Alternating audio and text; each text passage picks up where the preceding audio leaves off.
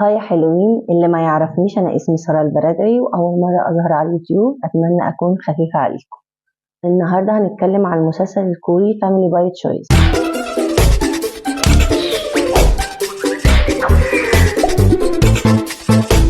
المسلسل من بطولة هوا نيو وبي هيون سونج وجاند تشي يونغ. طبعا لو فيها الأسماء غلط ولا حاجة، انتوا عارفين الأسامي الكورية صعبة قوي، فلو غلط اعملوا نفسكم مش واخدين بالكم. ندخل على المسلسل متاخد من المسلسل الصيني جو اهيد او انطلق، تصنيفه عائلي. بيتكلم عن اب ارمل عنده طفلة صغيرة. طبعا المسلسل بيركز الاول على البطلة وهي صغيرة والبطل وكده وهم صغيرين خالص. فالبطلة نفسها يبقى عندها أبة اللي هو أخ أكبر، فهيتنقل عيلة البطل هيتنقلوا للطابق اللي فوقهم. وفي نفس الوقت الأب هيكون عنده ميعاد مدبر مع أم البطل التاني. اللي ما يعرفش يعني ايه ميعاد مدبر، هو ميعاد يعني بيتقابلوا فيه اتنين، ولو حصل توافق ما بينهم أو كده بيتجوزوا يعني. فالمهم بدون الدخول بقى في التفاصيل وكده، أم البطل التاني هتختفي فجأة بعد ما خدت دين من أبو البطلة، والبطل أمه برضو هتسيبه.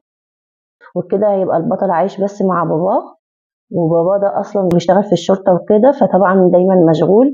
فكده الأب البطلة هيبقى بيهتم بمين؟ بالبطل، وفي نفس الوقت بيهتم بالبطل التاني اللي هياخده برضو عنده البيت ويربيه كده، علشان أمه اختفت وهو الأب يعني صعب عليه الولد فأخده.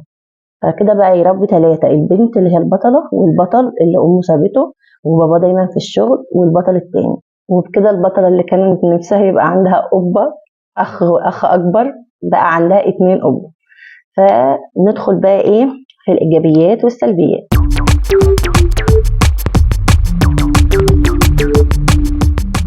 أول حاجة الإيجابيات: الكابل التاني مش الكابل الأولاني خالص، الكابل التاني عجبني جدا جدا. الكيمستري ما بينهم حلوة قوي، وفي نفس الوقت تسلسل علاقاتهم ماشي حلو من البداية لحد الآخر، فحبيتهم قوي. تاني حاجة إن المسلسل مليان مشاعر وقصص مؤثرة، وفي نفس الوقت بيركز على كذا تصنيف للأم.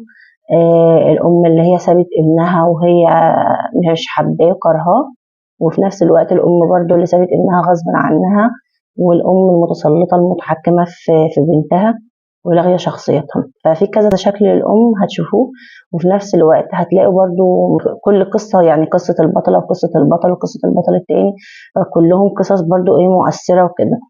ده أكتر حاجة برضو عجبتني. وتالت حاجة بقى إن المسلسل ظاهر من الأول، يعني بيركز إيه على الأول وهم صغيرين قوي، وبعدين في مرحلة الثانوي، وبعدين في مرحلة اللي هي بعد التخرج والشغل وكده. فهتشوفوا كذا شكل لمراحل عمرهم وتغير شخصياتهم في نفس الوقت. وكمان بقى اللي هو بالنسبة لي كان اكتشاف اللي هو البطل التاني.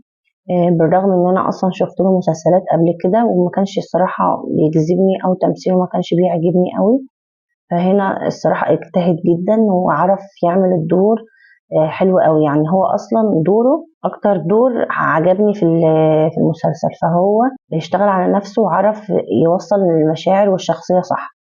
فبالنسبة لي كان اكتشاف الصراحة.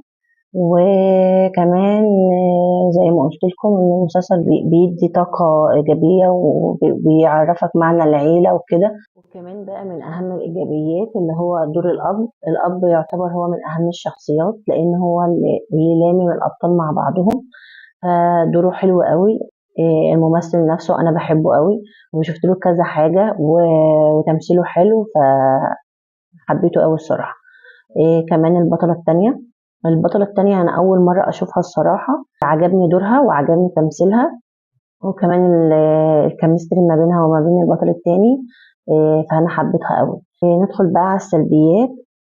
هتستغربوا بس أنا أول سلبية اللي هو البطل.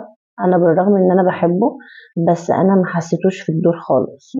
تاني حاجة قصته هو والبطلة ما عجبتنيش، لانها ما مشيش بتسلسل الصح. هي من الاول بتعتبره زي اخوها، فكان المفروض حتى لو هي مفكرة كده يبقى في مثلا مشاهد بتبين مشاعرها بشكل اكتر. العيب مش في الابطال، العيب في السيناريو بتاعهم، ان هو ما بينش مشاعر من البطلة للبطل. اللي هي تكون مثلا مفكرة أخوها بس احنا شايفين حاجة تانية. فاهمين قصدي؟ لا مفيش، غير لما هو يعني اعترف لها بحبه بعد 10 سنين ولا حاجة، يعني بعد ما اتخرج واشتغل وكده واعترف بحبه ليها. فهوب اكتشفت ان هي بتحبه. ما حسيتهمش يعني، لا القصة بتاعتهم عجبتني ولا الكيمستري كمان ما عجبتنيش. البطلة انتوا ممكن تسترخموها شوية في الأول بس تمام يعني ماشي حالها. فأنا ما حبيتش الحاجات دي. بس في كمان كان نفسي يكون في مشاهد أكتر من كده في الآخر، يعني لما ارتبطوا البطلين، البطل التاني والبطلة التانية لما ارتبطوا، كان نفسي يبقى في مشاهد أكتر من كده ليهم.